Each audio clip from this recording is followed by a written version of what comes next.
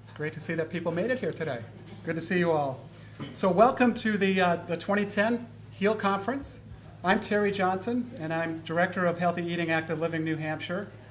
My organization, the Foundation for Healthy Communities, leads the HEAL campaign in New Hampshire, and of course with a lot of other partners that are in this room today that are helping us do that. So today you will be hearing from leaders inside and outside our state who are involved in health and other initiatives and working really hard to transform their communities into healthier communities. This is happening all across the country. There's a lot of federal resources that are putting in the direction of helping to create healthy communities. There's a lot of partners inside and outside of health that are working towards this.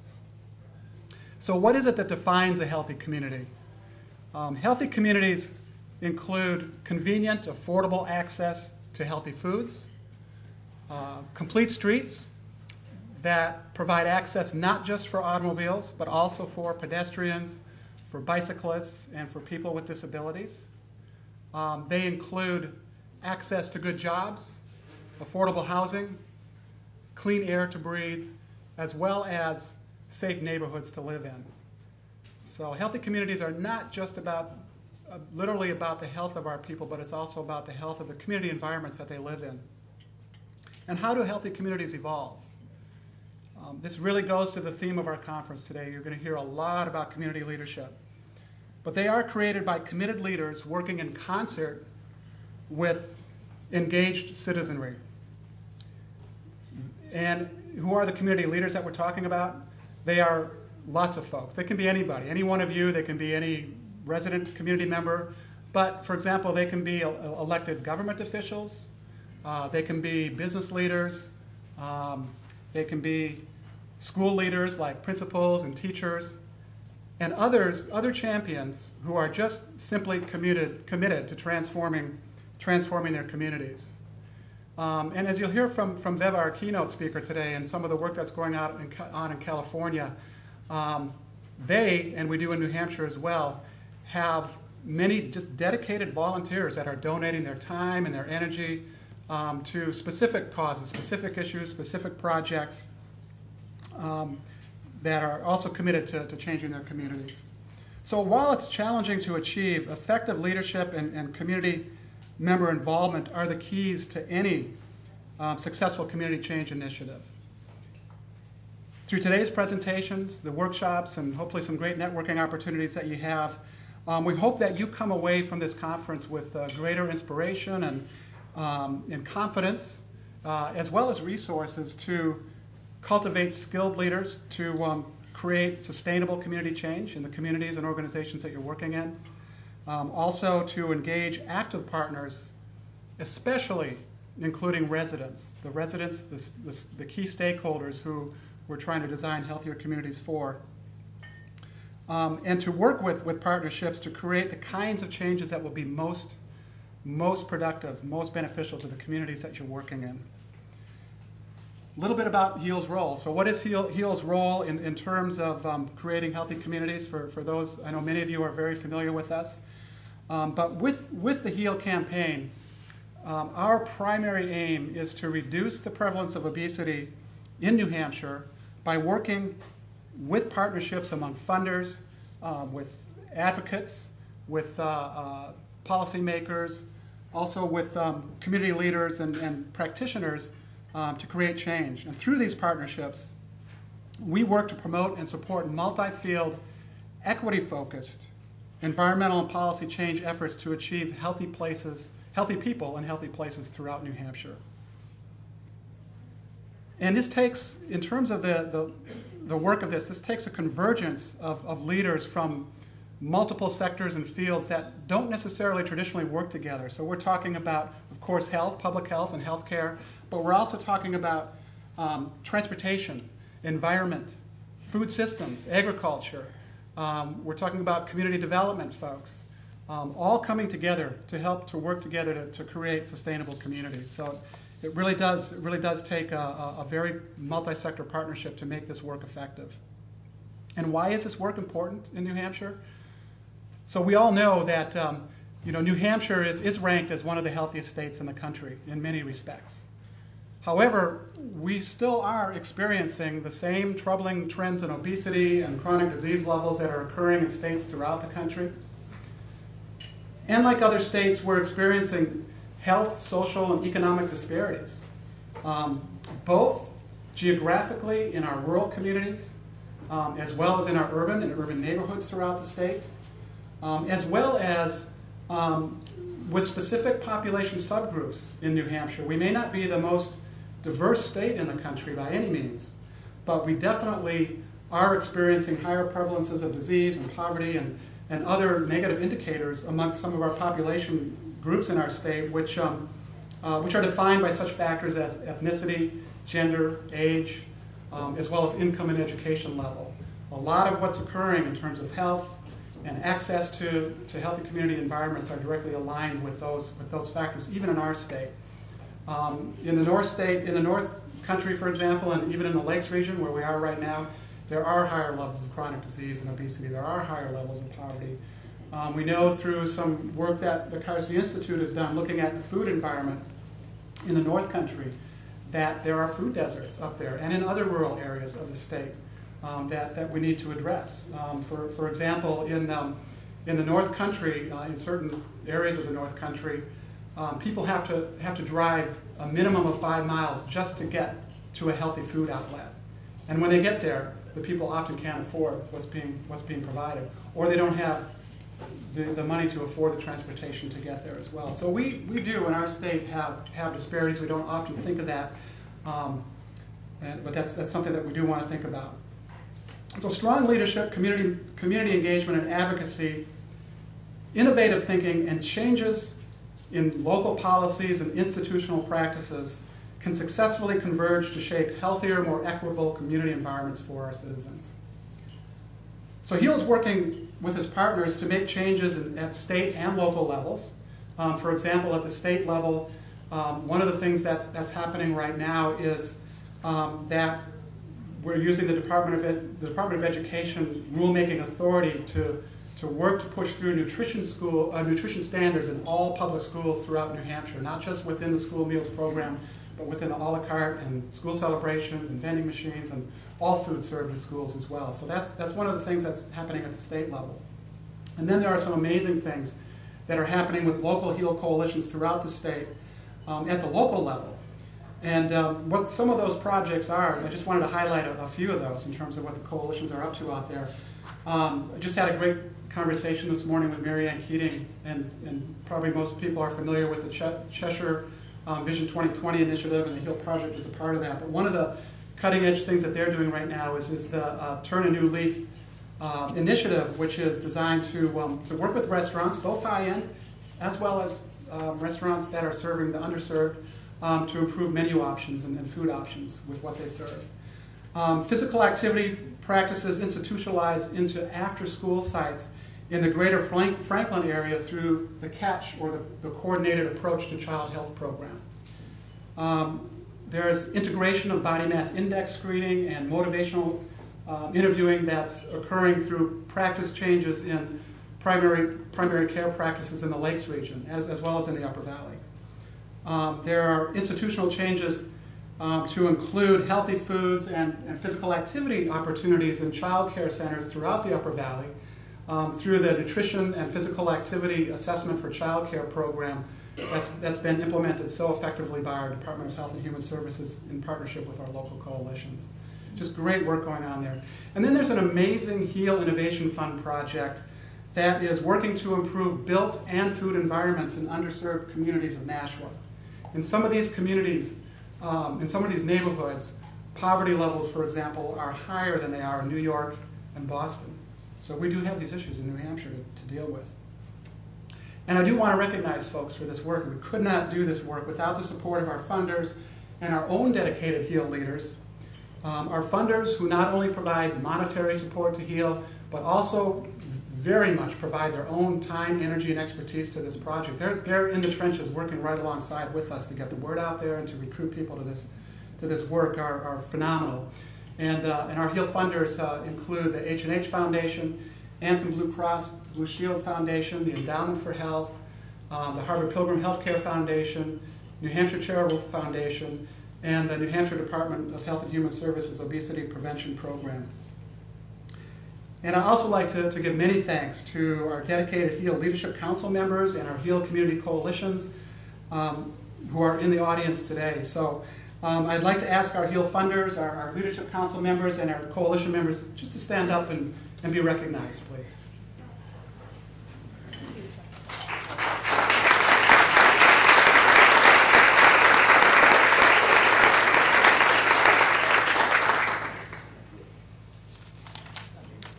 So before we get started today, just a few housekeeping issues just to help get you oriented to the facility. In your packet, you'll find the meeting agenda today. And on the back of that is a map of the facility, which will help you navigate around. Hopefully better than the GPS system worked for some of you getting here today to the various rooms.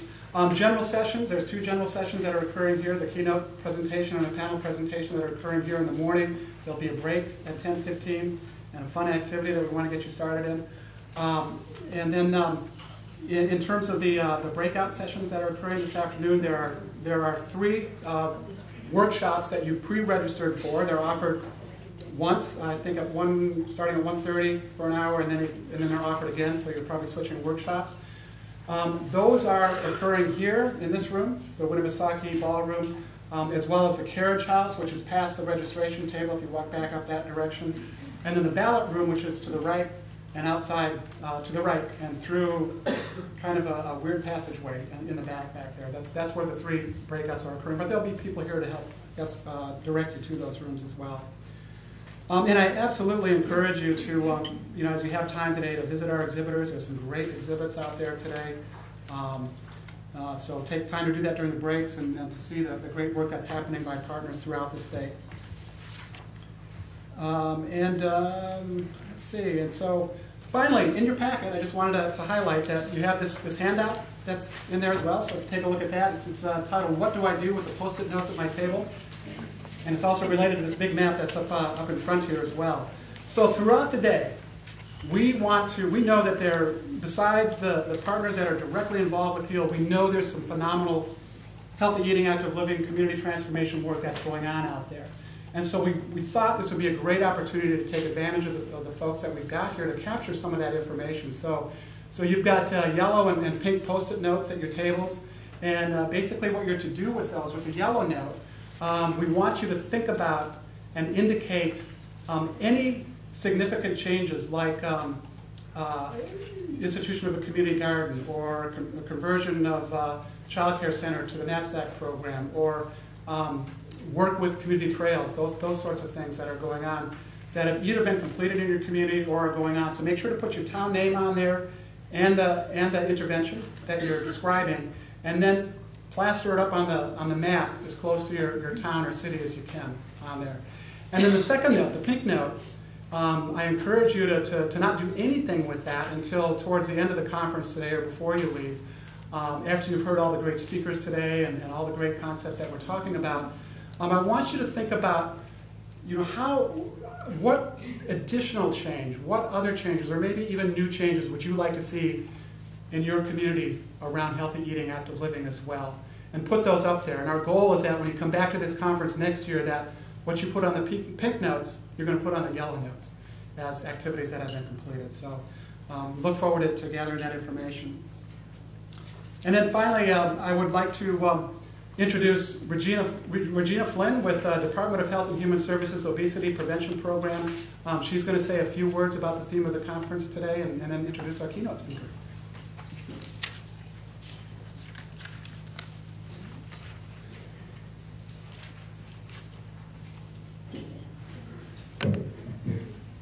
Hi, good morning, everyone.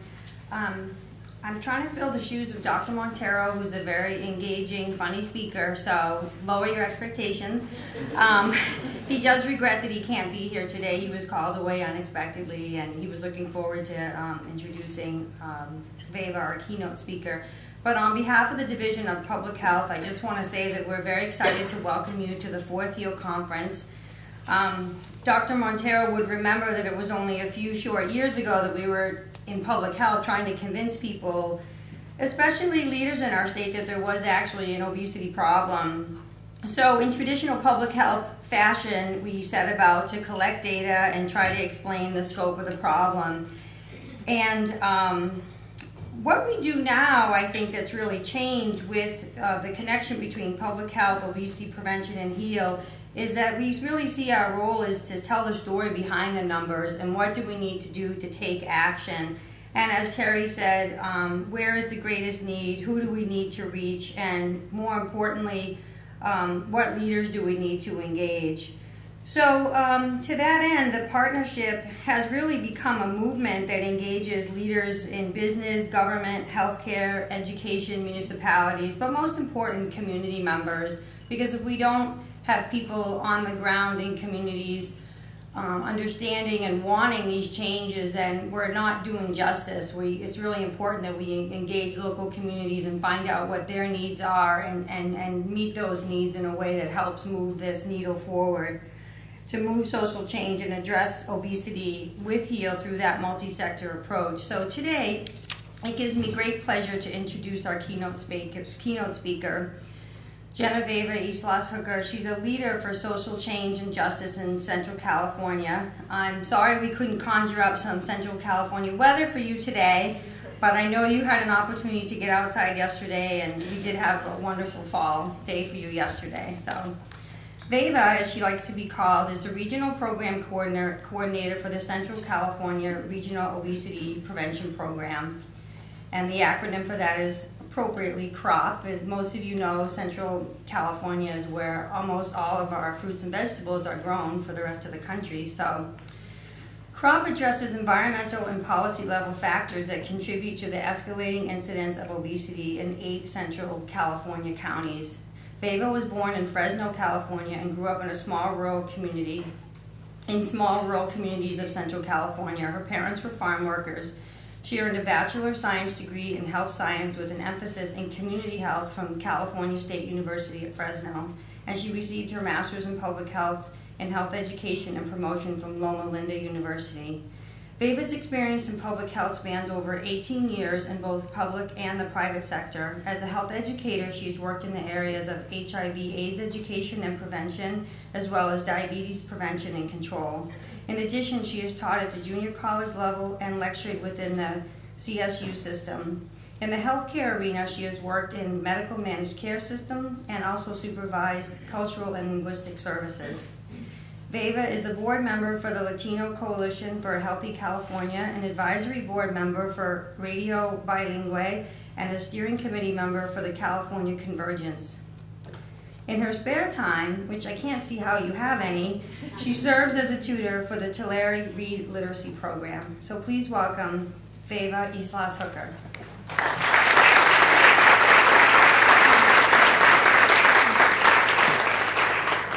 Thank you, Regina. It's always so awkward to hear yourself being described because you're like, it's not really that much, it's nothing. But I wanted to begin by first thanking Terry for inviting me, and Laura for all the travel accommodations she made for me, and Beth for taking me on that beautiful hike, because you truly have a beautiful state, and I got to see just a little of it. I'd like to also begin on this theme of leadership development by talking to you a little bit of my own sort of personal journey to leadership development in the context in which I grew up. I've spent all of my life in Central California, and it's also a place of a lot of natural beauty. I mean, we certainly have a national park, actually 2 national parks, both Sequoia and Yosemite are within the counties that we serve. But it's also an area of great disparity and struggle. And I don't think too different from some of what you're experiencing here in your state. The gap between those who have and have not is really wide, and it really manifests itself in challenges, in particular for people who are impoverished, to have better health outcomes. And so that's sort of a little bit about the context where I come from. My career was really forged very, very early, and it really, I think, was inspired by the premature loss of life for many of my family members and family friends growing up. And when I was young, I I knew I wanted to do something about it. I wasn't really sure what I could do, but I knew I wanted to focus on that. My career in healthcare actually began as an interpreter. Many of my family and friends are new immigrants. They weren't versed or could speak English. So I was the first in my family to begin to be educated in the U.S. and learn English. So consequently, I was going with them to medical appointments, and a 12-year-old interpreting is not the most proficient interpreter you could have, but it was the best that they had at the time. And so that really created a lot of pressure for me, because I wanted to be accurate. I wanted to be making sure I was conveying all of the information. And that began to fulfill for me one thing that I could do to sort of make a difference, is to really support this access to healthcare and information that was being exchanged as they went to their appointments. And I thought, after that, I really wanted to be a doctor, and that seemed ambitious for, the first person in the family to go to school to emerge as this doctor. And so I was kind of setting myself up to fail, I think. But what happened was I went to a summer bridge program, and that summer bridge program introduced me to public health and to this idea of prevention. And that's where I really felt I landed on something good. I could figure out a way to help educate people to make healthier decisions, and that way prevent disease. And I was like, we're on to something now, this I can do. And so I did spend the greater part of my career in health education, and I think that my beliefs are still centered on that idea of helping people make better decisions, but they've matured in a way that also I understand that people make choices based on their context. People make choices based on what's available to them, what's accessible to them, what's affordable to them.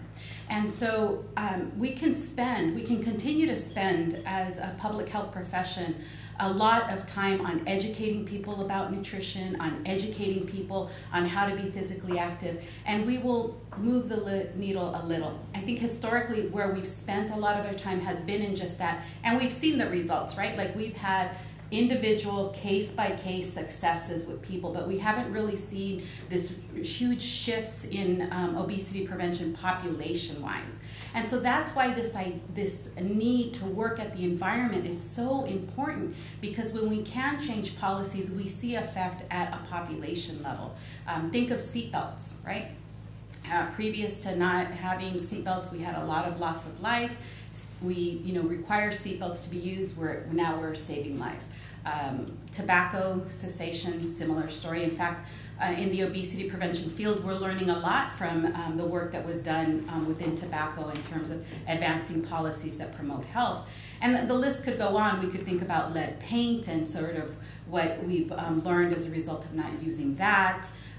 It's been monumental. It is sort of the step in the right direction that we need to continue to go as a public health profession.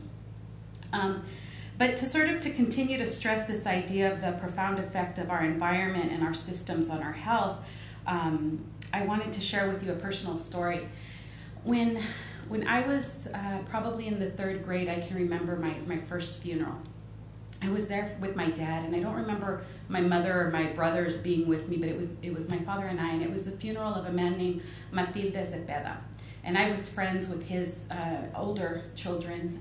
We weren't really old. I was 3rd grade, and Lupita was 3rd grade, and her brother was probably in 6th grade, and he was the oldest. And Mr. Zepeda was in his early 40s. He was about the same age as my father. He died of heart disease. He began to complain of arm pain, and kind of just dismissed it, didn't really think it was anything significant. He went to work one day, and while he was at work, he began to progressively feel ill, and he had this chest pain, and he sort of wrote it off to indigestion. I think one of his coworkers got him a 7-Up, and they thought, you'll be back in action in no time, and he wasn't. He continued to sort of sit there. He wasn't as active in his job as he normally was. And his job was moving pipe. At that time, it was summer, and he was moving the big sort of pipes to get irrigation into the fields, and these were cotton fields that we worked in primarily. So his co-workers complained to the foreman, and the supervisor thought, he's looking for a day off, I'll just take him home. He's not looking well, but I'll just take him home. And on the drive home, he progressively began to get more ill, and he decided, well, maybe I should reroute and take him to the clinic. And the nearest clinic was about 30 minutes away. They get him to the clinic, and there the physician's assistant that attended him realized that he was having a heart attack. And there really wasn't anything within the clinic system that they could do to help him, so they immediately called an ambulance, and the nearest ambulance was about 30 minutes away. So it took that ambulance 30 minutes to get to him, and it was going to take that ambulance at least an hour to get him to the nearest hospital. And en route to the hospital, he died. He died, and it's not I think his story is not a unique story, because I've seen that story certainly played out in my own life with 12 short years later. It was repeating for my own father in his death from heart disease, living in that same community with the same limitations that that community offered. So these are communities, and I'll describe Lost Hills a little to you. It's a place where there's one little grocery store. It's the place where you cash your checks, you know, and you get a little bit of groceries. If you want to do any type of major shopping, you have to drive the 30 minutes to get to the bigger supermarket that exists. There's a park, but that park was probably you know, a bench, some grass, some trees. Not really the type of park that's exciting you to be out and being physically active and encouraging you. There really wasn't a whole lot of sidewalks in Lost Hills growing up. We were bused. It was a small town, but it was bisected by a major freeway, and then there was a canal splitting the city as well, the major aqueduct that brought water into the fields, right? So it wasn't really safe for kids to walk. We weren't really encouraged to walk. The only time we got to school by foot was when we missed the bus and we were running to get there. And then it was, you know, at the risk of, you know, crossing this major freeway with no stops, so you had to, you know, run in between a semi, you know, before the next semi came and get there. So it wasn't really a place that, again, there was access to healthy foods, that there were these opportunities to engage in physical activity. I mean, there was no organized sports. We just didn't, you know, get to play baseball or volleyball or softball or anything like that. And so as I think of my father's story and Mr. Zepeda's story as a public health professional, I can look back at that environment, and I think that there's a lot of things that we could say would have changed, that could have had a better health outcome to that story for them, right? Like, we could say, you know, like, I wish there was a hospital that was closer. I wish the clinic system was better prepared. I wish the transportation infrastructure that we had was more efficient. I wish that he had the option of sick leave so that he could afford to take the day off and not lose the day's wages to get himself checked out. I wish that they would have had more exposure to health education so they could have learned the health symptoms of heart disease that could have maybe prompted them, you know, to take it more seriously and get help. But I think the reality for our rural communities is that those type of infrastructures are not going to be materialized. They weren't materialized in the 12 years from Mr. Matilda's death to my father's death, and 30 years later there's still no, you know, hospital close by in proximity to this community, and there probably will never be. So I guess my question is, for us in these remote places, what's the answer? You know, what's left to us? And I think what's left to us is, again, back to prevention. If we can keep people healthy, we can have people have longer lives. We can ensure that people like Mr. Matilda are there for their children to graduate, that can support them, that their families won't have to struggle with food insecurity that further jeopardizes their own health, right? So that's the story I wanted to share with you, and I think the jump-off point to where we get to this interest in and success that we've had in engaging more residents to be more active and advocating for healthier communities. Because certainly this fight with obesity is going to take all of us working together to make change. It's going to take all of us working in multiple sectors, in some of the most, what might seem minuscule policies that really do have a huge impact on access to healthy foods and opportunities to be physical activity. It's going to take both the small and the broader, you know, the small P and the big P and the legislative push and all of that, to really change the norms and create the type of environments that we want our children to grow up in, and the environments that will prevent disease. So CROP is, and I'm going to make sure I can do this right. Okay, a little bit about us. We're working in all 8 of the San Joaquin Valley counties. Again, this is the primary agricultural region for our state, and some would say the nation. Our partnership is a partnership between public health departments, community-based organizations, and grassroots community members. That includes youth. We do a lot of youth engagement work. Our focus has been on obesity prevention really through this idea of creating healthier communities. And all of these efforts are driven by residents. So this is kind of what our model would look like. Within each one of these 8 counties, here's where you would have a partnership with a public health department and a community-based organization, and then some resident engagement. And our regional office serves like a hub, so our communications, we are the liaison, we bring together, we're sort of the glue that keeps everybody on page. We help share information about funding opportunities. In some cases, we help write grants that continues to fund these people to do the work on the ground. And these partnerships, I should mention, include non-funded partnerships with schools, elected officials, planners, transportation, traffic engineers, like every sort of person you can think of that's an asset in advancing these type of resources. If they exist in that county, then we've had some connection with them in advancing our policies. This is our region. These are the 8 counties. And then those starred communities, these are the target places that we work. And these communities are a mix of neighborhoods. This Greenfield neighborhood of Bakersfield is just one segment. It's not all of Bakersfield. Communities like Delano are small towns, less than 50,000 people. And then we have rural and incorporated areas like this. So these are places where there was some farming going on. Farm workers were drawn to that area. They created sort of a little, I don't know what you'd call it, a hinterland, a small sort of town. There's no local governments. All in these unincorporated communities, the local government is the county government offices that is supposed to provide services to them and oftentimes does not. But the other context that I want to provide to you about this geography is a little bit about our population. By the way, this is about 300 miles north to south. If you were driving, it would take you a while to get from the top to the bottom. It's home to more than 3.8 million residents. Then the population is expected to double by 2050. Our families represent over 70 ethnicities and speak over 105 languages, making it one of the most culturally diverse areas of California. I think a lot of people know that Latinos represent a large portion of farm laborers, but there is also East Indian, Arabic, Hmong that have come to this area, so a great diversity. We are the second largest concentration of Latinos in the state of California. We're second only to Los Angeles, and most of the Latinos living in our region are new immigrants, so they're coming from South America and Mexico in particular. The other thing about our region that you should know is that we're very poor. Agriculture is the main industry. And certainly, again, there's a huge gulf between those that have money and those that do not.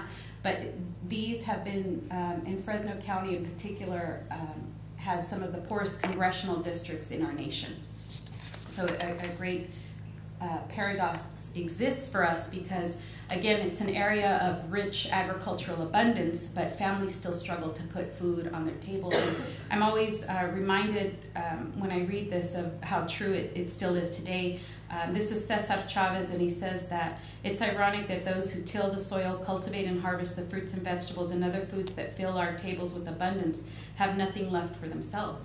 And I can tell you that that's true. All of our produce gets shipped out to distribution centers. It gets shipped back in to big box stores at a significant cost. So people can literally be picking the grapes, be picking the oranges, and then not be able to afford them for their own families.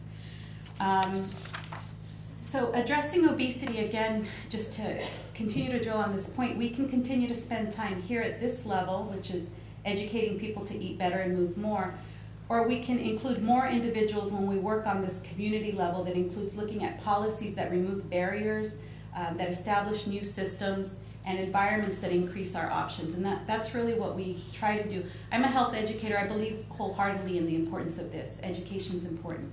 But again, people can't make those informed decisions and better choices without this, without the environment supporting that. So we know the evidence is clear. It's proven. If you look at communities that have a lot of assets, that have parks, that have healthy foods, the outcomes are so much different. They are better, they're improved, they're healthier. You can look at BMI rates of communities that have all of these assets and they're much lower. Conversely, if you look at communities where there isn't that same access to those health-enhancing resources, we see poor health outcomes. We see higher rates of obesity, higher levels of BMI in children. We see a greater incidence of diabetes and chronic disease, and we don't have health. So again, here is the opportunity for us to make the difference, to change that portion of this equation, to come back to the idea of healthy communities.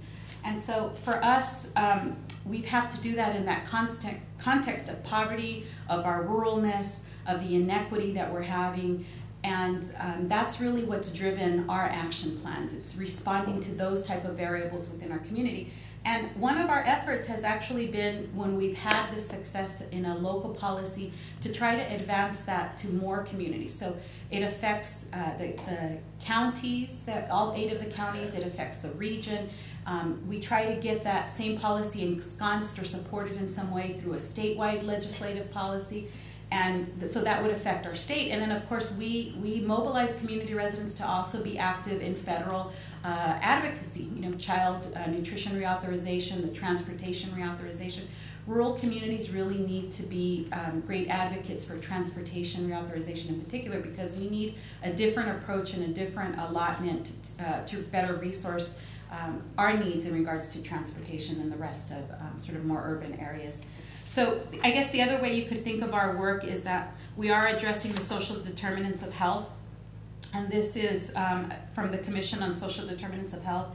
I just want to emphasize the last sentence. These circumstances are shaped by the distribution of money, power, and resources at global, national, and local levels, which themselves are influenced by policy choices. So again, just underscoring the need to look at this policy choice and the need to look at, how is the distribution of money, power, and resources equitable within our communities.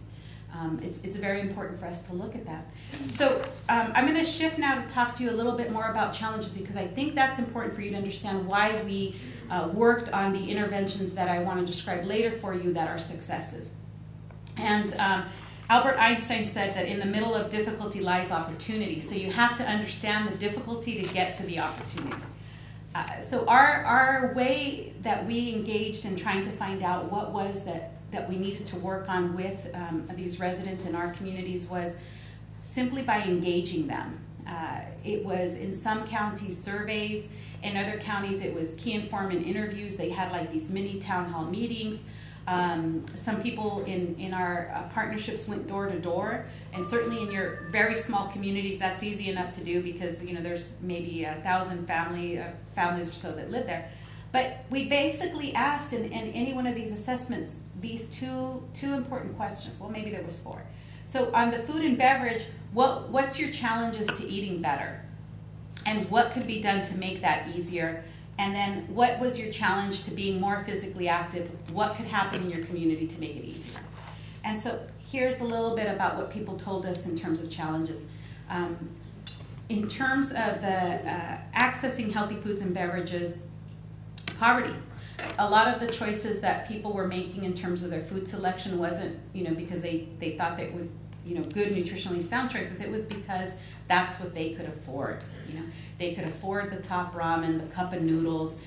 They could afford to go to McDonald's and feed their entire family.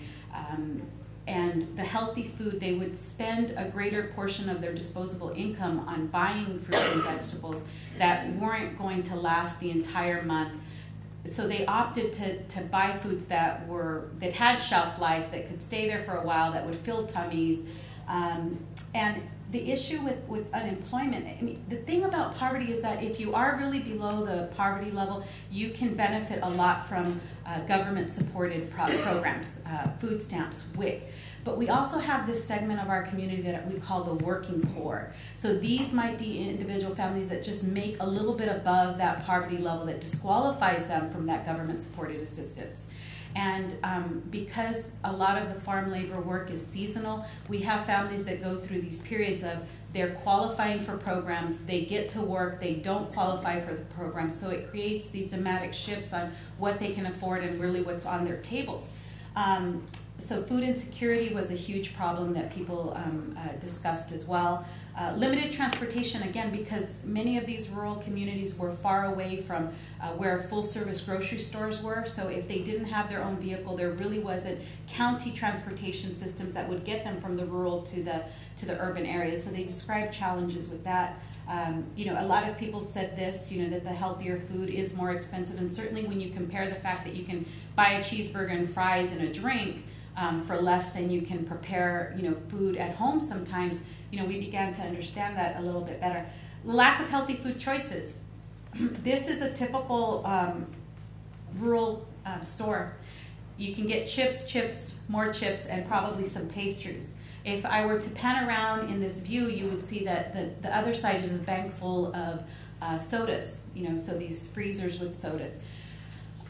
Just to pause to make a segue here, I was having this conversation one time and someone told me, well, you know, market forces are going to shift what's available in these stores. You know, if more people start making healthier selections, it's going to shift what these store owners stock. And I think that's true if the healthy option is there.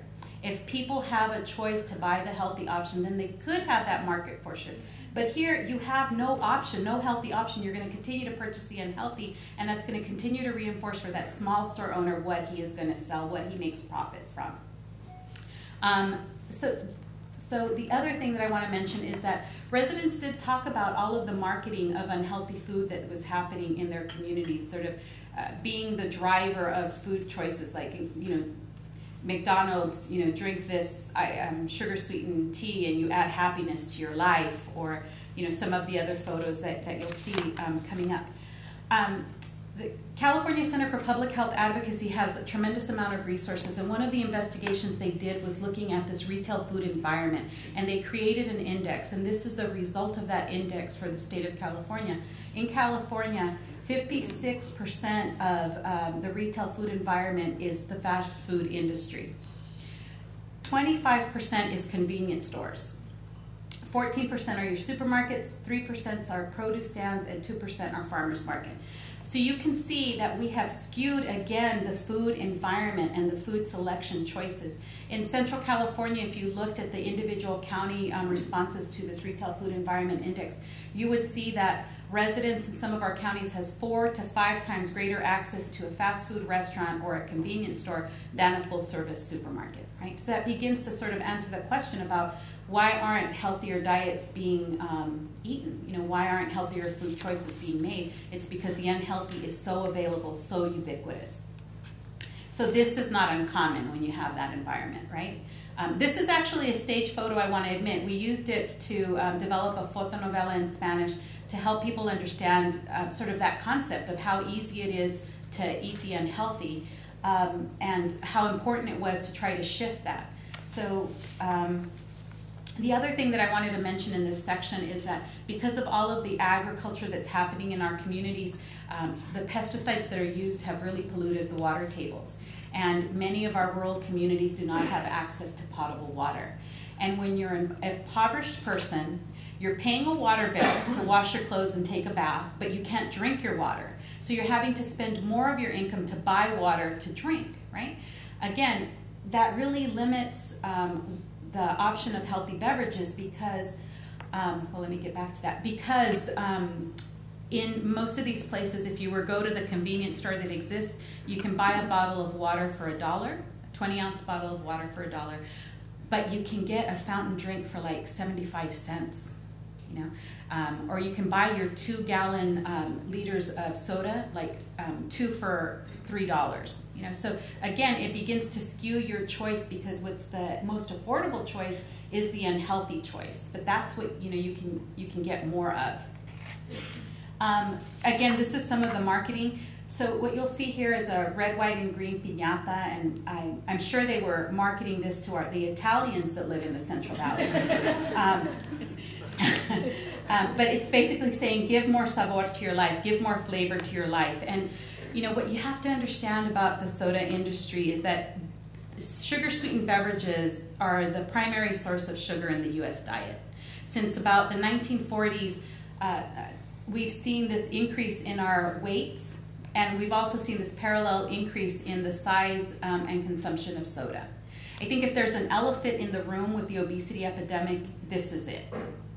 This is it. If we could get more people to stop drinking soda, we could have a significant impact of it.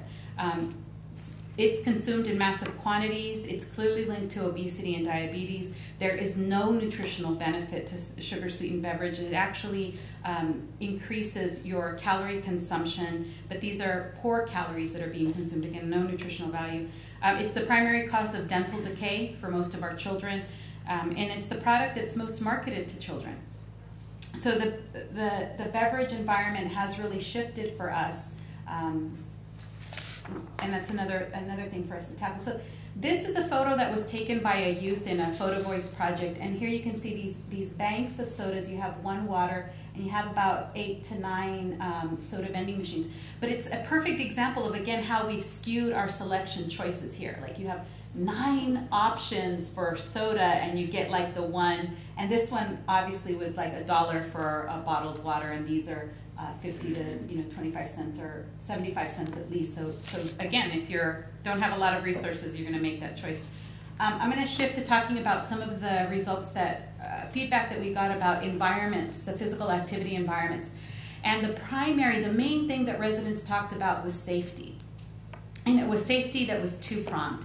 It was safety because there aren't enough infrastructure to allow people to engage in physical activity. So like no sidewalks, no street lights, no bike trails, those type of things. But it was also safety because in the Central Valley we have this emerging gang presence. These are rural communities, but there is an influx of gang activity that's happening because Central California is also home to most of the prisons in California. So as the prison population increases, families related to those prisoners are moving into these rural communities as well. And it is creating quite some jeopardy for our existing families because these are sometimes rival gangs that are moving in, and so there's a lot of gang recruitment happening.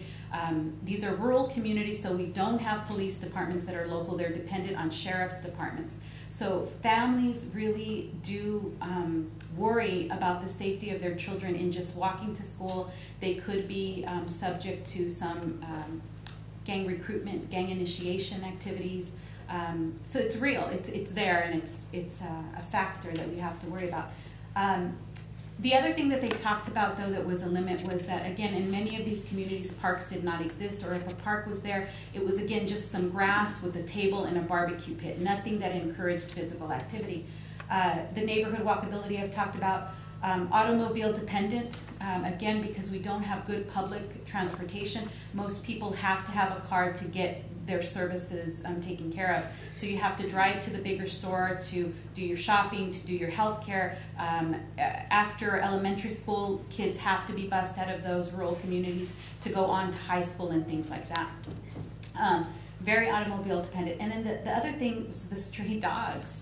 The decrease in funding of animal control has resulted in those stray dogs not getting picked up. So people don't want to be out riding their bike or walking for fear of being bitten by these stray dogs.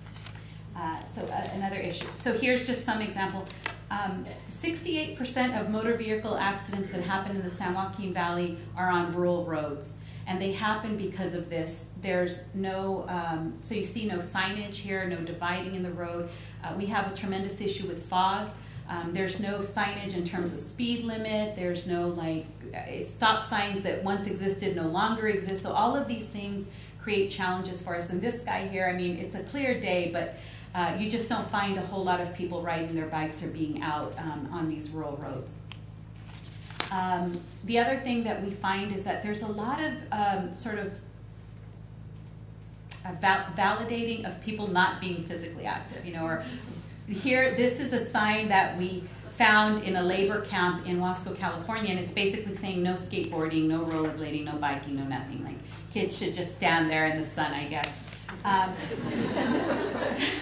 Here's another issue that came up, and again, like you can see some evidence of graffiti and gang signing happening here. But this is a park that's underutilized. You rarely see kids there, and it's because of this that parents don't feel comfortable letting their kids go there. It's even if they're not there, there's signs of them being there that make people not want to be there. So you have to do something to relate to that.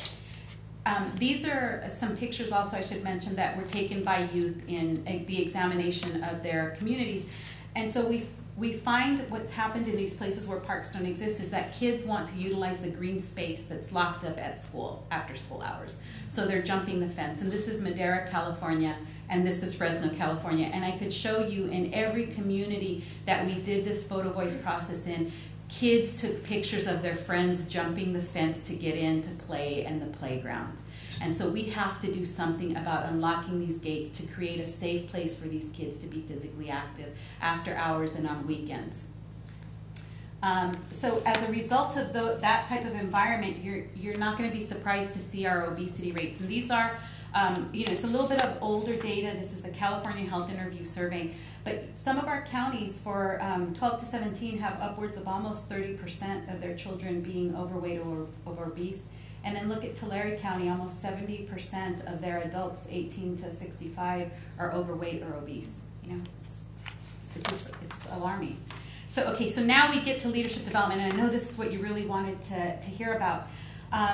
And here's another quote. So Ella Baker says, "Give light and people will find the way." And I think that's what we're trying to do. We're trying to give light to the sort of civic process that people have not been engaged in. We're trying to give light to these government decision making and how it affects your health and what you can do to influence that. So we do that primarily to two projects that we have, and one of them is youth engagement and the other is resident engagement. By the way, this is our first graduates from our leadership development. There was about 86 residents that graduated the first year. This is a photo of youth presenting back at a community forum based on their photo voice results, and they were, really just doing some great recommendations about what was needed in their neighborhood in terms of traffic calming, what was needed, what could be done with some of the vacant lots converted into community gardens and some of those things. And so that night we had elected officials in the room that were hearing all of these things directly from the youth and their experience, and it really made a significant difference in terms of their willingness to look at these policies and to try to do something to support it. And so that was our first clue of when you get community residents speaking directly about their problems to their representatives, you can be more effective than any advocate alone in trying to do these changes. So it's hugely important to bring community to the table and to bring community residents to speak truth to power about what they're experiencing and what their ideas of solutions that are relevant to them are. So our leadership development and advocacy program really began through funding from Robert Wood Johnson in their Healthy Kids, Healthy Communities initiative. And we're one of the 50 sites that they originally funded. We are the only site that they allowed to use their resource for community leadership development. And it's because we had success at the policy and environmental change piece, and we really communicated that this was the piece that was unfunded, that needed to be funded in order for us to continue to be successful at advancing policies and changing environments. So as a result of this, we have had an increase in more successes that I'll talk to you about shortly. So what does this advocacy and training program do? We developed it as a 12-month module. We recruited people who we had already had some contact with. We asked them to bring their friends, their relatives. We went through schools, and that's how we got in contact with some parents. Some individuals had gone through nutrition education classes, and we kind of reached out to them in that way. Some people worked through local churches and asked people who might be interested in this leadership development. So those were sort of all of the tactics, just reaching back into community where there were already captured audiences and making invitations to parents and individuals who were interested and passionate about this to join us and to be part of this leadership training. It was 12 months because we were working in all 8 of these counties simultaneously. We operated the leadership class once a month in each one of the counties. And we taught them things like community organizing, public speaking, media advocacy. We taught them a little bit about how to do just basic assessments of the issues within their community. And we talked to them about the policy-making process and their opportunities to influence that. We'll have in total at the end of this year about 150 residents that have gone through it. And our expectation when they enter the training is that they will each identify a policy and environmental change project that as a group they'll work on, that they'll bring to fruition by the time they graduate. So very early on in the training, once we get them to make an assessment of what the needs are in their community, we ask them to agree upon a project. You know, something that improves access to healthy foods or something that really promotes physical activity. So then that project is used as the framework in learning all of the steps to get to the success at the end. We make introductions to elected officials for them. We invite them to school board meetings. We show them how to get on the agenda. We show them how to do public testimony. We've taught them media advocacy, how to respond to a letter or an article that appears in their local newspaper through an opt-ed, through a letter, through the editor. Sometimes, in some instances, when they do have internet access, we've encouraged them to blog, to blog in response to that article that's appeared, either in support or opposition. So all of those things has really fostered more civic engagement in these processes. The other piece, and this is a little bit about burning the candle on both ends, so you want more residents engaged civically, but you also want more elected officials to be receptive to these ideas. So we've also invested in educating elected officials about policies that enhance healthy diets and promote physical activity for their constituents. This is Sam Ramirez. He was the mayor of Delano. He's speaking at one of our forums. And Sam has done some really incredible things in his little community that do just that. He's established summer academies where he's unlocked school gates. He's worked with his school board to try to influence and increase PE minutes during the school day. He's been proactive at getting the menu to be healthier for kids. So you really do need champions like that. And the thing about the elected officials is that they're in there for terms, so you just have this window. You got to get them when they first come in, and you got to work them as hard as you can until they leave, so that they really can advance things and help you in your efforts. Media, another huge group that you want to build relationships with. We've invited the media to the table, and we've framed obesity prevention from not just the individual approach. So what's happened is that they then have begun to cover more stories for us from that frame, from the frame of the environment, community design, access to healthy food, and those type of articles didn't appear before. It was all about people need to make better decisions and people need to exert better responsibility. Again, I'm not discounting that, but you need the environment to support that choice and that selection. So this is our launch of this Buy Fresh, Buy Local guide. I'll talk a little bit more about that. This is Board of Supervisor in Fresno County. This is one of our local farmers, Ted Wiley. And this is someone from the Buy Fresh, Buy Local initiative, the California Association of Family Farmers that's in California. And so we did that great event. All right, so now I'm going to talk to you about, with this trained group of leaders, what we've been able to succeed and advance. I will say this, that when you get partners and residents involved, you have to have some results for them or you're going to lose them, right? Policy and environmental change work takes a long time, so you have to go for that low-hanging fruit to help reinforce that things can be changed and to give them some success under their belt that keeps them at the table and interested in wanting to continue to affect more. So that's some advice I'd like to share with you. But the other thing that you have to do that was a lesson learned is that you have to be able to capture your successes in case studies or success stories, because you want to also share that back with your funder who continues to fund you so that you can continue to do the work and keep the partners at the table and continue the project going. So Duke Ellington said, a problem is a chance for you to do your best. And that's certainly what we've tried to do in these examples. All right, so keep in context all the other stuff that I told you. It's a region of great poverty. There's a lot of individuals who are on government-supported assistance. Most of these residents would use their WIC or, in particular, their food stamp allotment through EBT at some of those convenience stores, right? Because you can still buy soda and you can still buy chips and you can get these unhealthy things, but they're spending that resource in a way that's not beneficial to their health. And so what we thought is, why don't we create more avenues for them to utilize the resource, the currency that they have, to get the healthy stuff. And so one of our main tactics has been at expanding EBT acceptance at more farmers markets, flea markets, and places that sell fruits and vegetables, so residents can go there and buy it and get it at less cost than if they were spending it at a big box store.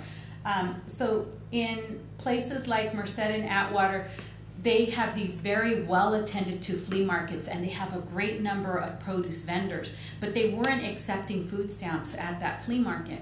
And what we organized, residents brought this idea, they thought of it, they're like, you know, I shop every weekend, it'd be really great if I could use my food stamps there. All right, let's go talk to the farmer, to that flea market manager. And the flea market manager eventually, after this sort of advocacy with residents and hearing from his consumers, decided to apply to become an EBT vendor. So how they've organized in their flea market is that they have one booth that's a cashier. People go there with their electronic benefits card, because in California your CalFresh is on a card, not sure how it's in New Hampshire. You go, you slide your card for like $10 worth of tokens, and then you can spend those tokens at the vendor. The vendor takes those tokens back to the cashier and cashes them out. So every vendor that's selling produce accepts these tokens. You can pay cash or you can pay with the wooden token.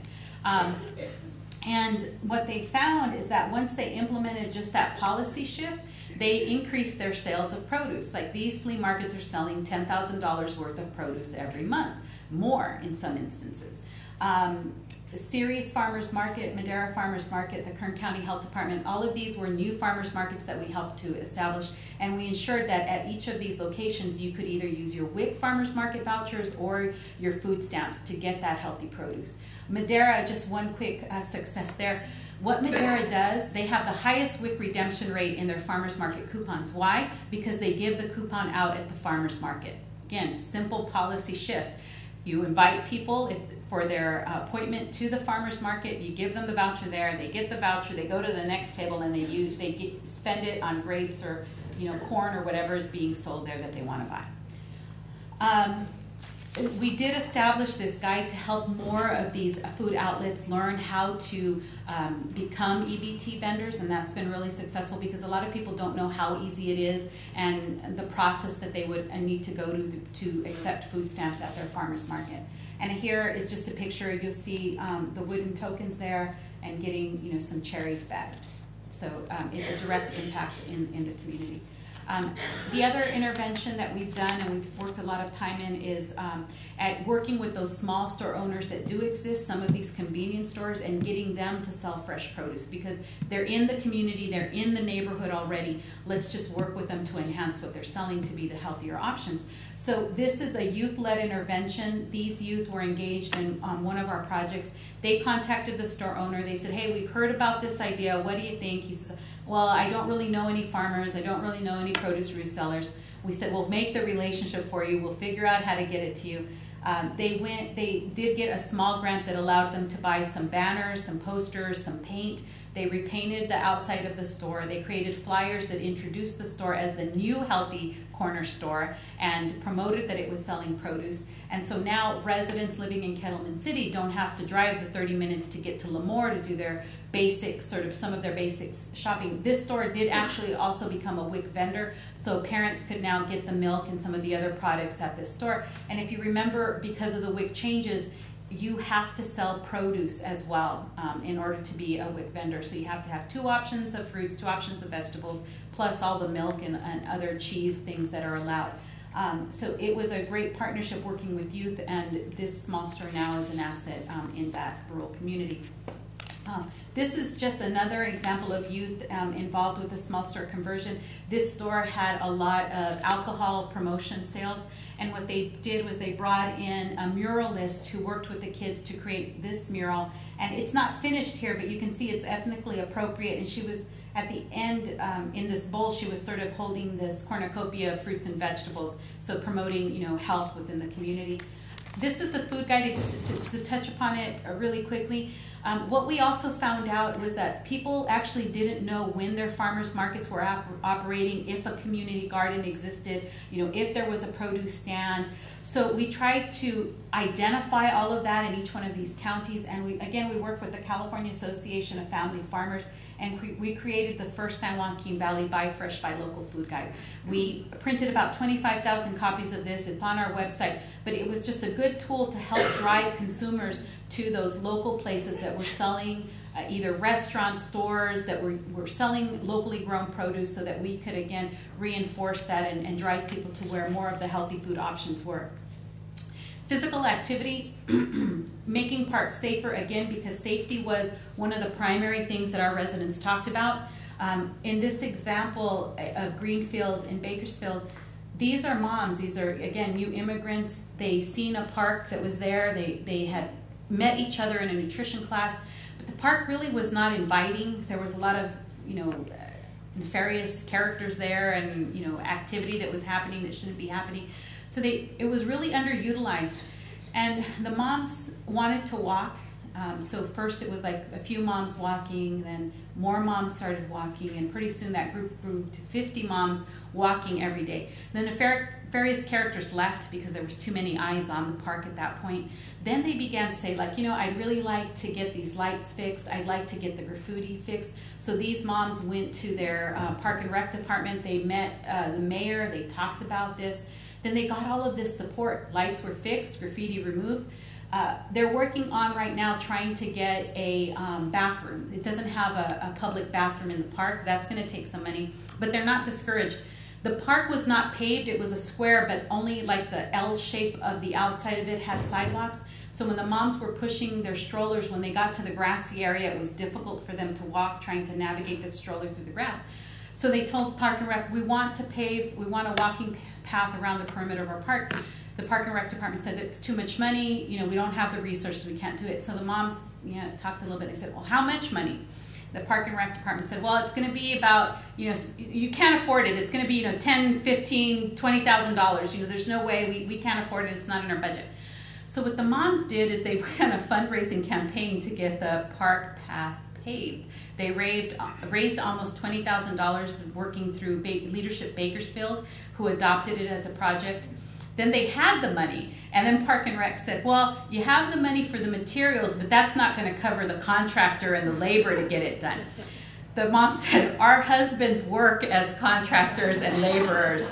We just need someone to supervise them, and we'll do it ourselves. And they did. The city got the contractor. They leveled the dirt around where they wanted. They took up the grass. They laid the sidewalk. It's paved. So again, another great example of how when you work with residents, they're not only going to share with you what their challenges are, but they're going to be part of the solution finding process for you. It's just been fantastic to work with them. So the next thing they wanted to do also was the fact that the playground equipment was really dilapidated and kids weren't really using it. So they highlighted, what bad state that equipment was, and with our local organizer went on a grant writing campaign and also got the resources to get new park improvements, new playground equipment placed at that park. So this is them. After they got tired of walking, they decided, why don't we just start doing aerobics every now and then? So every day, if you go by this park in the morning, you'll see women walking, and then you'll see them engaged about 9 a.m. in this aerobics class. And this woman here is a former aerobics instructor from Mexico. And so she heard about this group of ladies. She came by, asked them, would you like to engage in aerobics? She does it for free. She volunteers. These ladies pay nothing. They get a better aerobic workout than I think the Gold's Gym that's in their community. And they build relationships. They know each other. They know their neighbors. And that has created this greater sense of safety in their community. The park is safer. They let their kids go there. They have each other's cell phones numbers, so if anything is going on, they'll call each other and say, so-and-so's fighting at the park, or I seen your son talking to so-and-so, or, So again, that has done more than any law enforcement patrolling their park. Those law officers were patrolling the park when all those nefarious characters were still at the park. But these ladies changed it themselves by working together, right? So other things, I mentioned that a lot of the parks didn't have amenities. The path certainly now is an amenity in the Stern Park example. In Pixley, California, just a rural example, Pixley Park was this regional park that people usually stop by on their way traveling through the valley. You know, it was the type of place you could have a picnic and sit there, and there were benches. There's an RV sort of court next to it, so there was also tennis courts. And the demographics since the time that that park was built have really shifted. So you don't get a lot of new immigrants playing tennis, but you get a lot of them wanting to play soccer. And those goalposts did not exist. So residents there went on a campaign again with Park and Rec saying, you know, can you get us some goalposts? Can you get us some goalposts? Can you get us some goalposts? No, no, no, we don't have the resources. No, no, no. For a year, they showed up at every meeting, like, look, we did the analysis for you. This is how much it's going to cost for you to get us some goalposts. We'll help you raise the money to get us some goalposts. Can you just get them, install them, and let us play soccer, for crying out loud? And they did. So what happened once, and I think the county spent like $1,000 on putting these goalposts down. What happens now is that there's a youth and adult soccer league that's been formed. Over 200 kids play soccer. They didn't have that opportunity before just because those goalposts didn't exist. So again, a policy change, an environmental change that leads to more physical activity happening in the community. The last example I want to share with you, well, maybe the second to the last example, is the idea of unlocking the school gate. So a lot of apprehension about unlocking the school gate. You're going to increase vandalism. There's going to be more wear and tear. We're going to have increased expenses with maintenance.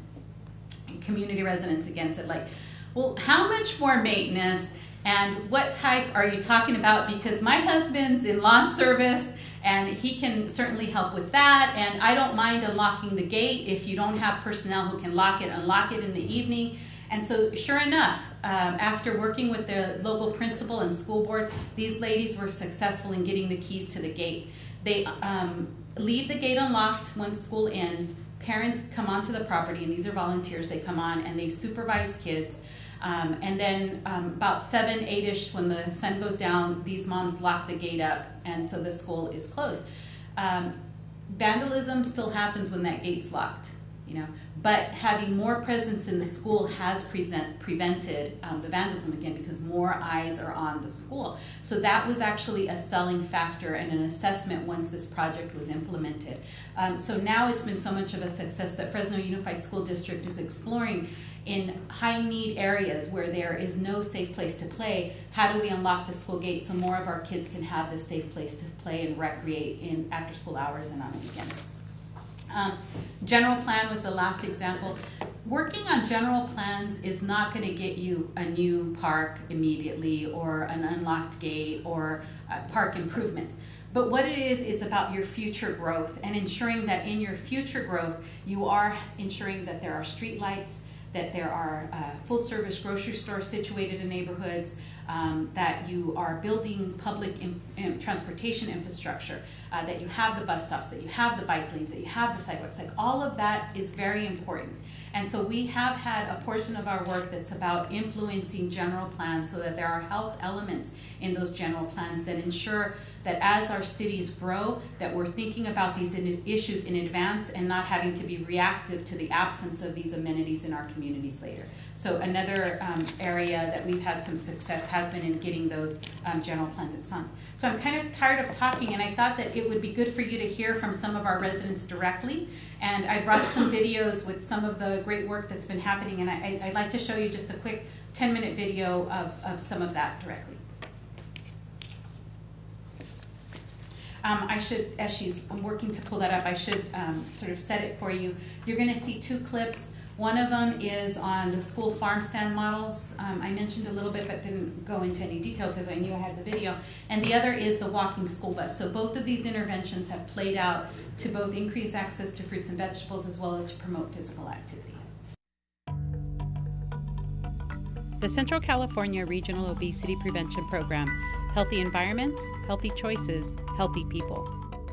This valuable work is made possible through the support of the California Endowment and the Robert Wood Johnson Foundation.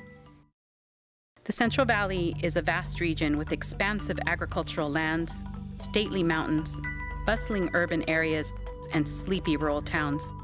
Yet despite the great diversity of agriculture, landscapes, and people, there is a commonly shared problem linking all communities: obesity.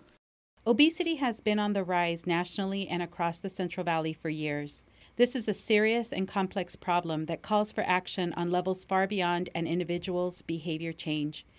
To effectively fight obesity, we must all work together to assure that individuals and families have access to healthy choices, healthy, affordable food and beverages, as well as safe places to play and exercise. The mission of the Central California Regional Obesity Prevention Program, called CROP, is to help communities identify barriers to healthy eating, healthy beverages, and physical activity. Then work with community leaders, policymakers, and other key stakeholders to bring about change in the Valley's food, beverage, and fitness environments. We are doing this through two major initiatives: increasing access to healthy foods and beverages, and improving opportunities for physical activity. Accessing healthy food and beverages isn't possible if there are no places for people to buy healthy items they can afford. Physical activity isn't a viable choice if there are no safe places to play. Our regional office leverages the strength of 8 Central Valley collaboratives and grassroots community members to bring about significant change in the Valley to help people lead healthier lives. Here is one example of how CROP is providing access to healthy food in the Central Valley. What better way to improve access to healthy food for children and their parents by bringing healthy fruits and vegetables to their neighborhood school? This is a school farm stand. It's operated in Burroughs Elementary School in Fresno. We get out here once a week and set that thing up, and there's always a line of people. So it's working out well. The school farm stand started here at Burroughs back in 2008 through the efforts of parents and the Central California Regional Obesity Prevention Program. In working with the community, we discovered that the community really didn't have access to fresh fruits and vegetables. And the community really needed that access, that convenience. So we decided that, and the community decided that it was very important for them to have something that was not only accessible, but affordable as well. It's a mission that is very important to Brooke Crabtree. He is the director of the School Farm Stand for Farmers Produce. Farmers Produce was created to bring school farm stands to life, making fresh, locally grown produce available for the Valley's families. It's a lot of fun. We get to work with children to parents to teachers to facilitators. It's every day something special happens out here, whether you're helping an 8-year-old child feed their family, which you get to see them yourself, buy green beans and garlic and onions instead of bananas and apples and things like that. It's amazing. Sometimes it's heart-wrenching, but most of the time it brings big smiles to our faces, and that's what makes it work. The whole purpose here is to change the way groceries are sold here in the Valley. We've gotten away from the farm, which is sad. We live in an ocean of agriculture, and yet the average meal travels 1,500 miles to get to your and my plate. California is the largest exporter of agricultural products in the nation, but yet we frequently have communities left deserted of fresh produce. CROP's goal is to ensure that communities have access to nutritious options. And we want to expose the children to healthier eating, and that's really what we're all about. We want to prevent obesity. We want to bring healthier alternatives to communities that do not have those alternatives. Oftentimes what we see are communities that are bombarded with a lot of fast food outlets, and we want to change those environments. We want to bring healthier options, and we want that healthy option to be the easiest choice for families. This school farm stand at Burroughs Elementary has opened up a whole new world to 6th grader Ernesto Castro. Now I like zucchini, broccoli, relish, asparagus.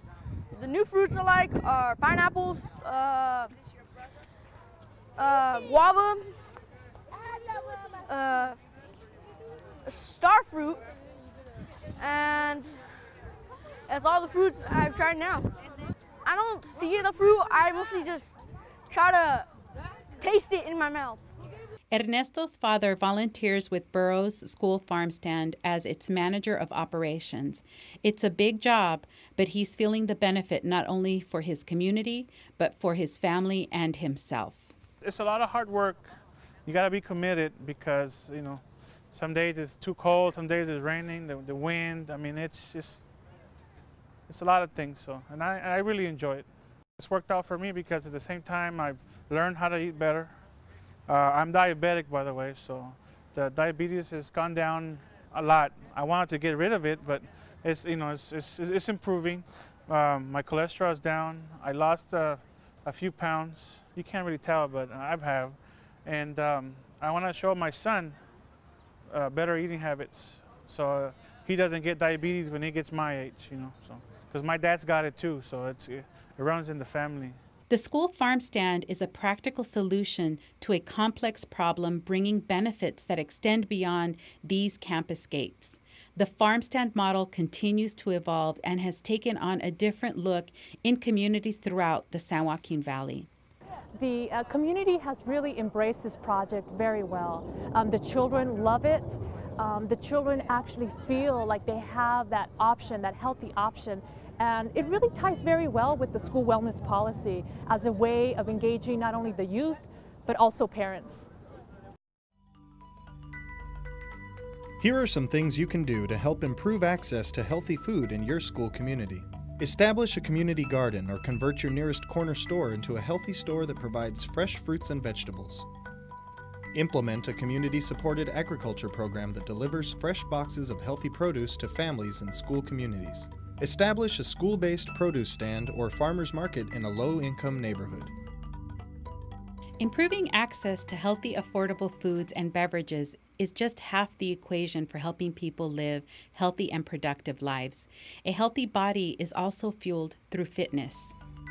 This is why improved opportunities for physical activity play such a vital role in CROP's efforts.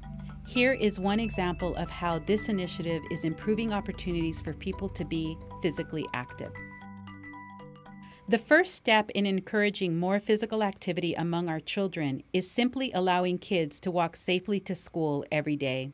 It's not a necessarily kind place in the morning when everybody's getting here at the same time and there's no place to park and it's difficult to turn around and you have to watch out for kids. And while walking is the best option for children living just blocks from the school, it didn't always seem like the safest for students at Don Pedro Elementary in Ceres. Walking safety is a big issue. It's particularly an issue in our community because we're on the cusp between county. On one side we're city, on the other side we're county. So we don't have the best maintenance of our roads. And in fact, some cases we don't even have enough room for 2 cars to pass by safely, let alone pedestrians, let alone kids without parents walking with them. To help create safer routes to school and create opportunities for physical activity, the walking school bus was created. The Walking School Bus is a program that has been implemented at the elementary schools to encourage the children and families to be physically active.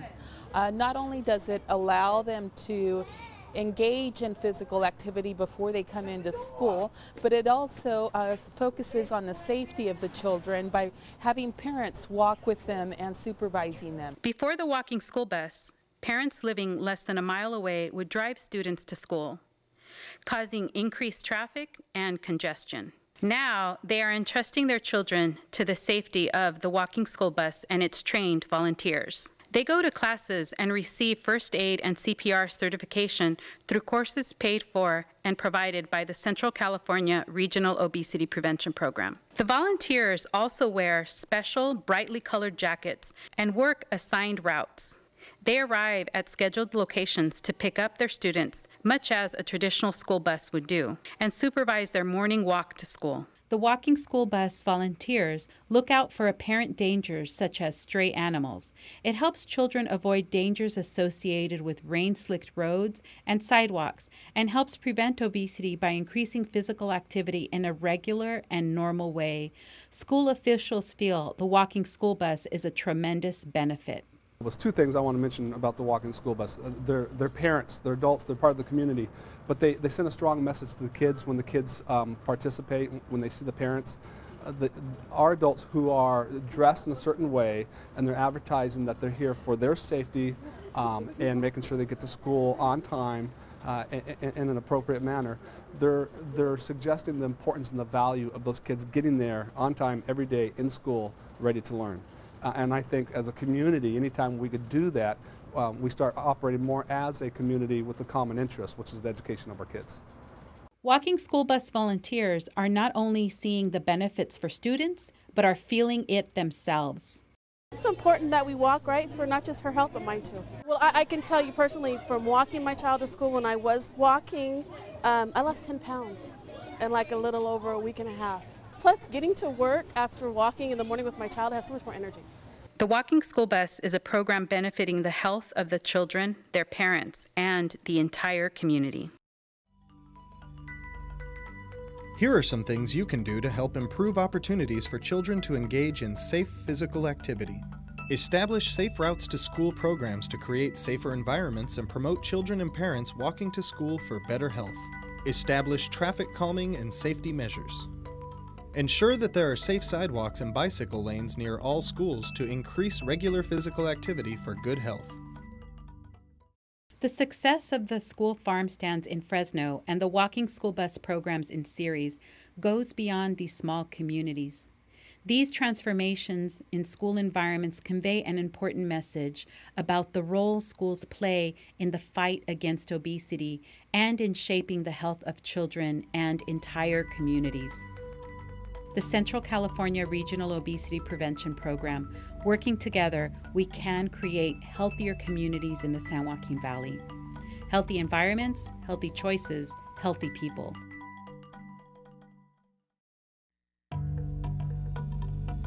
The Central California Regional Obesity Prevention Program.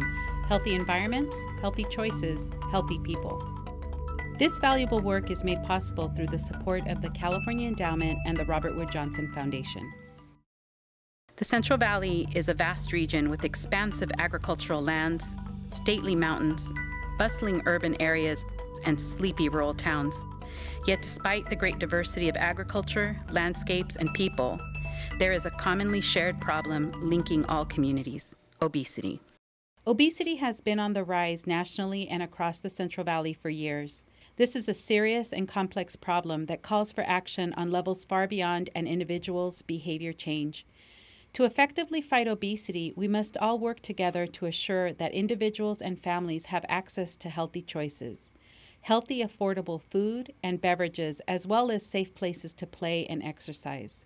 The mission of the Central California Regional Obesity Prevention Program, called CROP, is to help communities identify barriers to healthy eating, healthy beverages, and physical activity.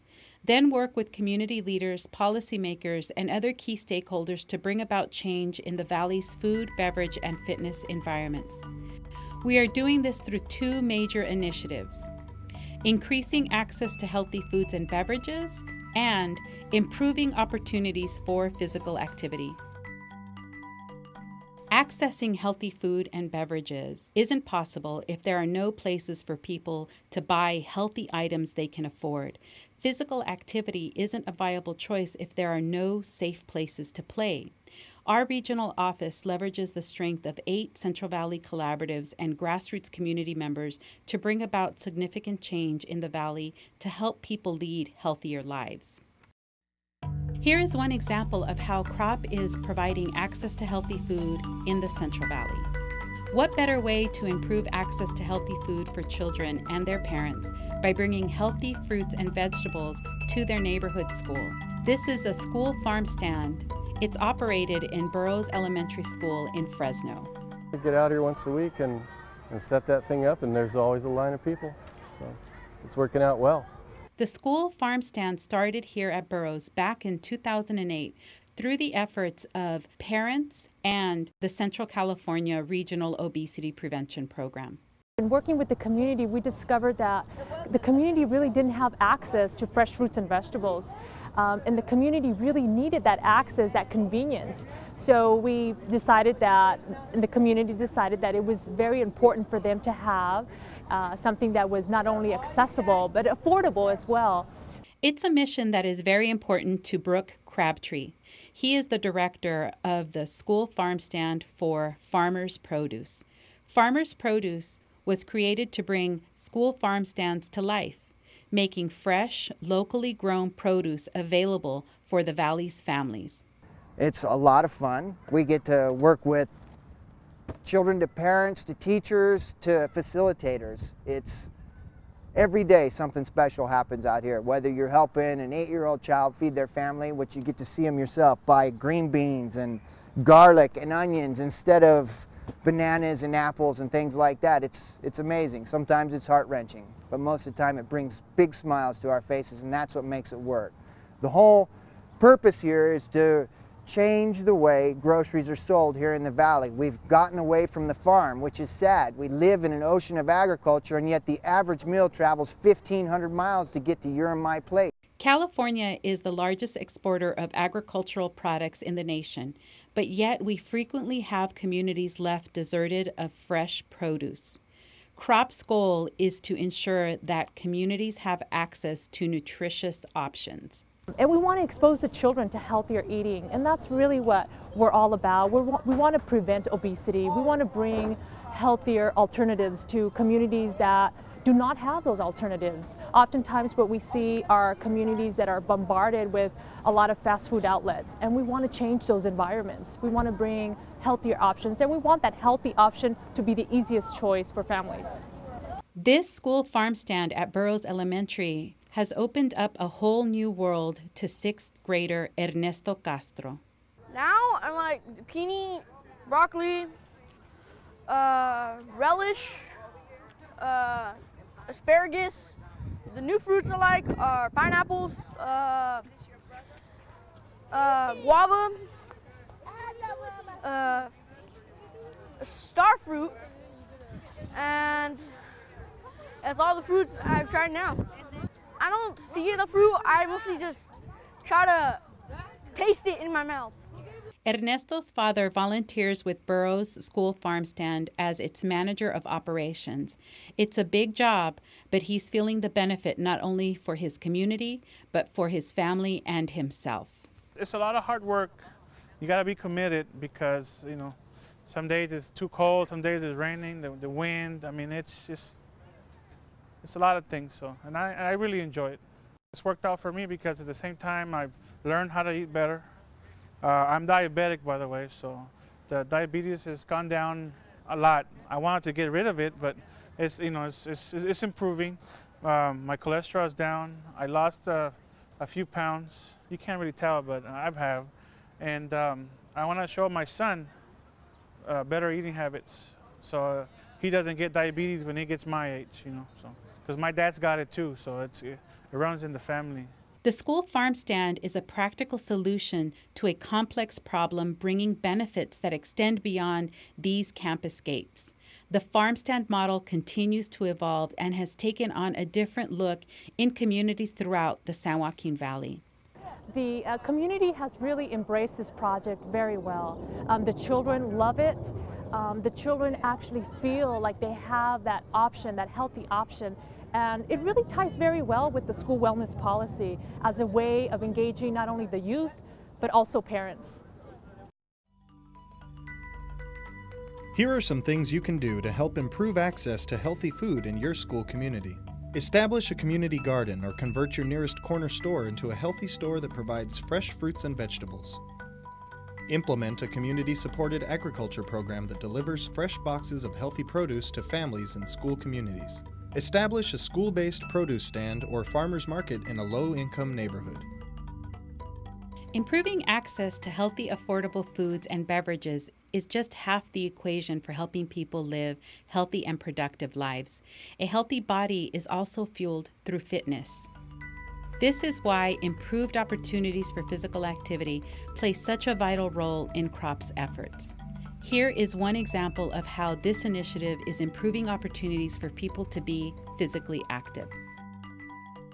The first step in encouraging more physical activity among our children is simply allowing kids to walk safely to school every day. It's not necessarily a kind place in the morning when everybody's getting here at the same time and there's no place to park and it's difficult to turn around and you have to watch out for kids. And while walking is the best option for children living just blocks from the school, it didn't always seem like the safest for students at Don Pedro Elementary in Ceres. Walking safety is a big issue. It's particularly an issue in our community because we're on the cusp between county. On one side we're city, on the other side we're county. so we don't have the best maintenance of our roads. And in fact, some cases we don't even have enough room for 2 cars to pass by safely, let alone pedestrians, let alone kids without parents walking with them.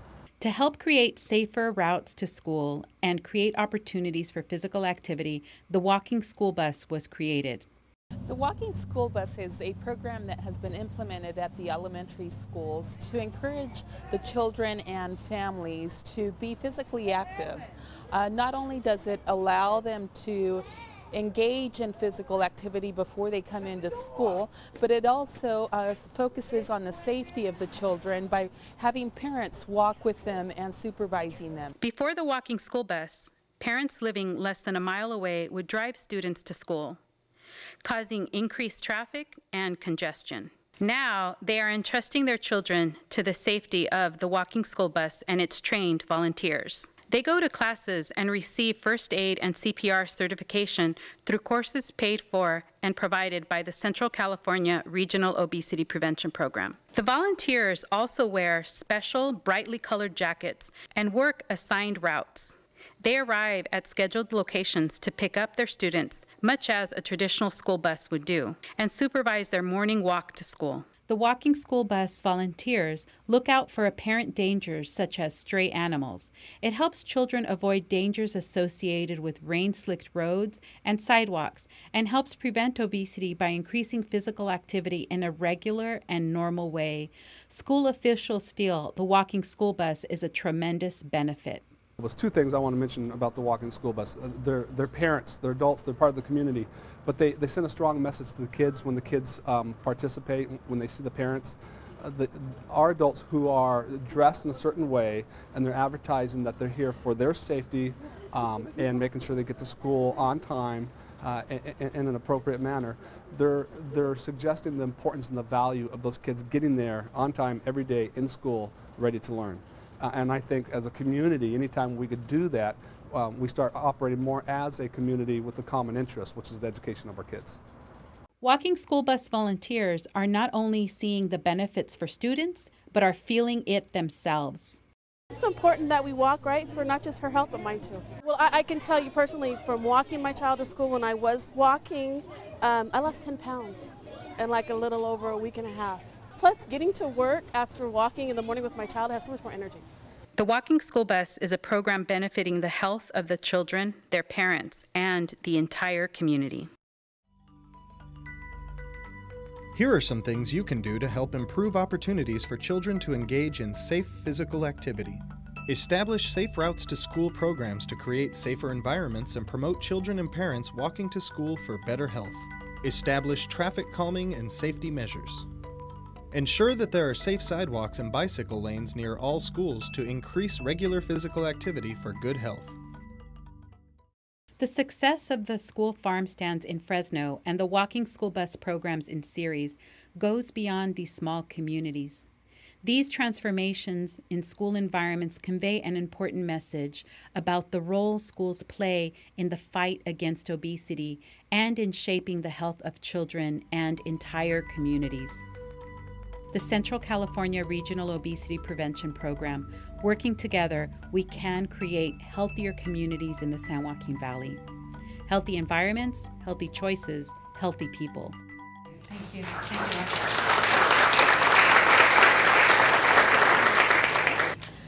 So I'm just down to my last few slides. I did want to insert a few things that we've learned as sort of best practices, and one of them is the importance of celebrating our success.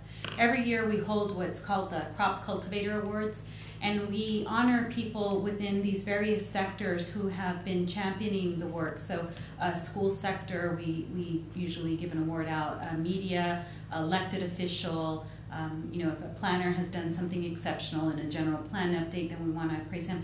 But we also give awards to like a resident and a youth in each that has really just been exemplary in trying to advance this. And it's nice because people feel recognized and they feel the importance of this work. But the other benefit has been that it does create an opportunity to sort of highlight these successes again in the media, to get more of this out there. And what I found is that for some of the schools and like planners, it's actually become competitive. Like, how do I get a crop cultivator award and get some of that recognition? So it helps again to kind of fuel that idea that more people should be working towards these goals and that it's the right thing to do. This is one of the youth leaders that received the award, and these are the dads that actually worked at trying to get those goal posts installed in the Kixley School. So we acknowledged them for all of their work and efforts there. So Confucius says that the greatest glory is not never falling, but in rising every time we fall. And certainly there's been a lot of lessons that we've learned by doing this work, and I just wanted, for a few seconds to give you a little bit of that, because it's not been easy. We're not in an environment that's totally receptive to all of these ideas that we've proposed, and the success we have had has been through a lot of time working together. So I guess that's just the first thing, that the policy and environmental change work takes time. And you have to be consistent, you have to be persistent, you have to be dedicated to doing that. And you shouldn't try to rush things, because also like the rushing isn't what's going to get you the permanent policy change or institutional change that you're really looking for. Residents are experts. Residents are experts in the challenges and the solutions. That you need them to both help move the needle forward, as Regina talked about, but you also need them to be bought into the intervention, or else it's not going to be used, right? Putting those goalposts in that park, if that's not what the community really wanted, it wouldn't have led to those kids playing soccer. Doing that conversion in Kettleman City, that store owner probably wouldn't continue it if he wasn't now getting consumers that are purchasing those fruits and vegetables that are there. So you really need the residents to be part of the solution-making process as well. Leadership development works, because now these residents are thinking of things, and getting involved with stuff that's been synergistic, that we just, wouldn't have thought of on our own. Some of them have taken positions on planning commissions, water boards. The water board was really interesting because we didn't show the clip on this, but you've seen a little bit of people working in a garden, and one of the issues was they couldn't get water for their garden. And who made the decision about the water for the garden was the water board, all right? So let's get someone on that water board so that we can try to get a fighting chance at getting some water for our community garden. So things like that have really, we didn't think about going into, but have been great assets as a result of working on leadership development. Working to reverse obesity will require everyone in every sector working together. This small store conversion on its own is not going to stop obesity. The walking school bus on its own is not going to stop obesity. But the walking school bus in combination with the greater access to healthy foods, the foods at the school, the stores, the farmers markets accepting EBT, like when you start looking at the compilation of all of that, then you see how we're starting to make a shift in people's choices and behaviors as a result of. So you're going to have to continue to work at more tactics and more things that change the social norms and really change the environment. Invest in educating and building relationships with decision makers. And they're in there for their terms, they're in there for limited opportunities. We have really tried to find the right framing that makes this a win-win for those elected decision makers. So when we were trying to sell the school farm stand idea or the farmers market idea, it was economic development. It wasn't obesity prevention, it was economic development when we talked to them. And it's finding that messaging that's also very important when you're working with them. Diversifying funding. Some philanthropic dollars actually prohibit you from working on lobbying, or some might construe advocacy for lobbying. We try not to. We try to keep it just at educational. But you do want to have some diversity of funding so that if you do need to make a policy ask, you can make that policy ask and not break any rules. The thing with diversifying your funding is that when you just have a funder funding you, then you're sort of subject to their whims and their strategic plan and their vision. And when that shifts, then you either shift with it or you get left behind. So it's important to really have resources that allow you to sustain your work and stay true to the mission and the objectives of your project. Maximizing assets in rural communities. So I didn't really talk about that too much, but I want to underscore it now. in our rural context, we actually have some things that work in our favor. And one of them is that the ladder to decision makers is much shorter in rural contexts than it is in large urban settings with a lot of bureaucracy. In some of these instances, the city manager was the neighbor to some of these residents. That mayor's kids were going to the same school as our kids were going to school in, right? So the spheres of influence to some of these decision makers are a lot smaller, and so you have an opportunity to create a greater impact in rural communities working in that way. The other thing is that it's easier to take things to scale when you're working in rural communities, right? If you have one school and you unlock that school gate, you've had 100% improvement in a physical activity environment in that school. If you have just 2 stores and those 2 stores now sell fruits and vegetables, again, like 100% conversion of fruits and vegetables in that store. So it's that taking to scale, I think, also that we need to consider as an asset, and marketing and selling that. Our rural communities create perfect pilot projects because we have this small density of people to work with. There's sort of a greater impact by moving forward changes when you have smaller density people you can impact on a quicker level. So let's start thinking about those positive contexts of working in rural communities and really work them to our advantage as well. That was a great learning experience for us. And I guess just the last thing in closing, Theodore Roosevelt said, do what you can with what you have where you are. And that's certainly been the crop lesson. We're in rural contexts, we're in places that are very impoverished, so we're maximizing what we can with that context and in those environments. Lastly, I do have my contact information here for you, and I'm sure Terry could send it if you needed to reach me. We do have a website. It's crop2cs2ps.org, and you can hear more of the success stories. We have other videos and residents speaking about what's happened in their communities and their successes. And lastly, I just want to thank you for your time, and I know Terry wanted me to go ahead and take some questions that you might have, and we can spend a little time on that. So thank you very much for your attentiveness.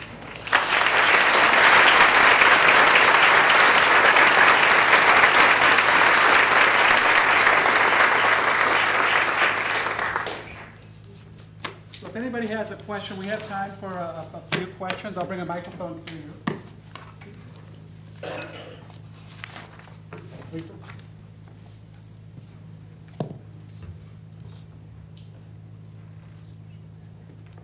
Hi. I'm just wondering what the hook was in terms of getting community members involved in the leadership training, especially initially. I realize that once people are trained, they can recruit others, but that initial engagement, I'm very interested in. Yeah, CROP was working at least 2 or 3 years before we got the leadership development underway. So the hook in our initial engagement was no parent wants to have their kid in a health compromising state. No parent really wants their child to be obese. Parents want healthy environments for their kids, and so working from that angle, that framing, really was something that motivated a lot of, and I should say that a lot of the initial participants we had were moms. It was moms working on these shifts, and so quite honestly, we didn't have to do a lot to sell. I think what the hook was less of a challenge than keeping them engaged, because again, the keeping them engaged meant that they had to see results. And these ladies were very demanding. There were times when I would come in and they'd say, we're just not moving quick enough with the school garden, and they need to get out of our way and let us just do it ourselves. And so it did take a little bit of helping them understand how some of these decisions could be, and sort of the bureaucracy and hurdles we had to jump through to get to that. That time was actually the more difficult. We don't pay any of these residents. They don't get any sort of voucher. What we did do when we were having our leadership trainings to make it really easy for them to participate is that we offered childcare. So they came with their children. They didn't have to leave their children at home. We did, when we were operating the classes, and we operate the classes still, we offer food. So if it's early morning, it's breakfast. If it's in the afternoon, it's lunch. If it's an evening workshop, it's dinner. We make all of our food healthy items, so we're again reinforcing what we're trying to get to. When we have taken them to city council meetings or board of supervisors, we've always offered interpretation. Many of these individuals are not English proficient. So having that language access, translating materials for them to understand has also been a way of facilitating their participation. So it's really looking at those accommodations. In some instances, we have had to offer travel assistance to get them to the meeting. So that's been a gas card. And no one really has ever asked for this, but we did include in our budget wage replacement. So if people needed to lose a day to come to support us in some advocacy, you know, either going up to Sacramento or going to their Board of Supervisors meeting, that we could pay them for that day. If they were able to take it off, then we could do that. But no one's really asked for that again. I mean, people really do get involved with this because they think it's the right thing to do, and it matters to them, and they want to be a part of creating some change. Hi, Viva. My question is regarding the convenience stores, and I guess I have two questions. One is, in the conversion of offering healthier fruits and vegetables, was there a difficulty with the store owner buying into that because they were perishable? And how did you get the public to partake in that conversion in actually purchasing those healthier options? Yeah, good questions. The store owners were resident in most instances. They don't see selling produce as profit making. They think that what sells is the unhealthy stuff, the sodas, the chips, the Takis, the candies. They feel that that's more profit generating. The other thing was that a lot of these small store owners were engaged in contracts, liquor, soda, and so it actually limited what they could do in terms of moving the products.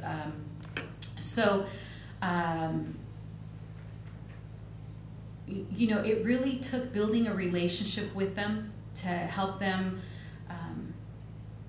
be convinced. I think one of the store owners came to the realization that, you know, he also wanted a better community for his children, and he didn't want to be part of the sort of unhealthy environment.